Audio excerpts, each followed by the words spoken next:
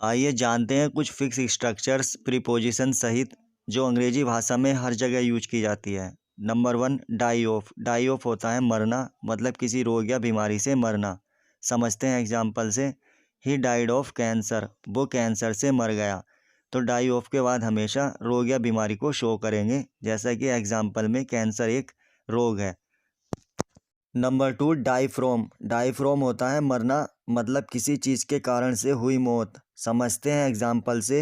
He died from hard labour, वो कठिन परिश्रम से मर गया, मतलब कठिन परिश्रम के कारण उसकी मौत हो गई। तो जहाँ कहीं भी डाई फ्रॉम आएगा तो उसके बाद हमेशा उस चीज़ को शो किया जाएगा जिसके कारण वो मरा है, जैसा कि एग्जाम्पल में हार्ड लेबर है। Number 3, deal in. Deal in होता है सौदा करना, मतलब किसी चीज़ का व्यापारिक सौदा करना। समझते हैं एग्जाम्पल से। He deals in iron scrap, वो लोहे के स्क्रैप का सौदा करता है। तो डील इन के बाद हमेशा उस चीज़ को शो किया जाएगा जो बिजनेस से रिलेटेड है, जो मतलब व्यापार के लिए यूज की जाती है जो चीज़, जैसा कि एग्जाम्पल में आयरन स्क्रैप को एक बिजनेस डील दिखाया गया है।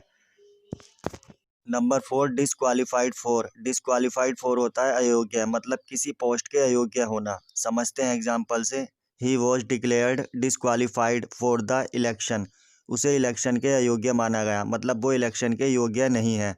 तो जहाँ कहीं भी डिसक्वालीफाइड फॉर आएगा तो उसके बाद किसी पोस्ट को शो किया जाएगा, चाहे वो इलेक्शन हो, पोस्ट ऑफिस हो या कुछ भी हो। जैसे number 5, connect to. Connect to होता है जोड़ना, मतलब कोई चीज़ किसी चीज़ के साथ जोड़ना। समझते हैं एग्जाम्पल से। Connect the end of this road to the other, इस रोड का आखिरी सिरा दूसरे सिरे से जोड़ो। तो कनेक्ट टू के बाद हमेशा किसी चीज़ को जोड़ने के सेंस में यूज किया जाएगा, जैसा एग्जाम्पल में है। Number 6, connect with. Connect with होता है रिश्ता संबंध, मतलब किसी के साथ रिश्ता या संबंध। समझते हैं एग्जाम्पल से। I have no relation with her for the last 3 years, मेरा पिछले 3 सालों से उसके साथ कोई रिश्ता नहीं है। तो कनेक्ट विद के बाद हमेशा उसको शो किया जाएगा जिसके साथ मतलब आपका कोई रिश्ता है या नहीं है, जैसा कि एग्जाम्पल में दिखाया गया है। Number 7, expert in. Expert in होता है कुशल, अच्छा, प्रवीण, मतलब कोई किसी चीज़ में अच्छा है, कुशल है, प्रवीण है। समझते हैं एग्जाम्पल से। He is expert in repairing automobiles, वो ऑटोमोबाइल सुधारने में बहुत अच्छा है, मतलब वो ऑटोमोबाइल सुधारने में एक्सपर्ट है। तो एक्सपर्ट इन के बाद हमेशा किसी चीज़ के एक्शन को शो किया जाएगा, उस चीज़ को करने के बारे में बताया जाएगा। जबकि अगर हम एक्सपर्ट एट की बात करें तो वहाँ पर चीज़ के एक्शन को नहीं बताया जाएगा, मतलब उस चीज़ के बारे में बताया जाएगा। समझते हैं एग्जाम्पल से। He is expert at piano, वो पियानो में बहुत बढ़िया है। और अगर हम दूसरा एग्जाम्पल लें, he is expert in playing piano, वो पियानो बजाने में बहुत बढ़िया है। तो यहाँ पर दूसरे सेंटेंस में एक एक्शन शो हुआ है, उस चीज़ को करने के बारे में बताया गया है, जबकि पहले सेंटेंस में कोई एक्शन शो नहीं किया गया है। तो ये माइनर सा डिफरेंस है एक्सपर्ट इन और एक्सपर्ट एट में।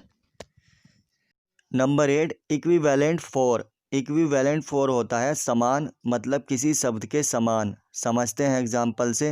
Right a word equivalent for fair, fair के समान एक शब्द लिखो। तो इक्विवेलेंट फॉर के बाद हमेशा एक वर्ड को शो किया जाएगा, जैसा कि एग्जाम्पल में फेयर है, और फेयर का मतलब होता है भय, डर।